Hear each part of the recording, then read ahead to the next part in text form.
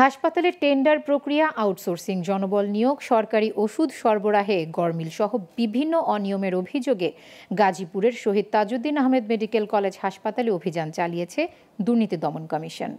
সোমবার বেলা 10টা থেকে দুপুর 3টা পর্যন্ত দুদকের এনফোর্সমেন্ট ইউনিট অভিযান চালায়। এ সময় হাসপাতালের বিভিন্ন কক্ষ, স্টোর রুম ও হাসপাতালের জরুরি বিভাগের সামনে অ্যাম্বুলেন্স পার্কিং এরিয়া পরিদর্শন করে তারা।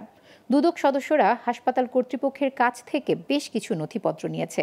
এসব নথিপত্র ও তথ্য যাচাই বাছাই এবং পর্যবেক্ষণ শেষে কমিশন প্রয়োজনীয় ব্যবস্থা নেওয়া হবে বলে জানান সমন্বিত জেলা কার্যালয়ের উপপরিচালক বায়েজিদুর রহমান খান।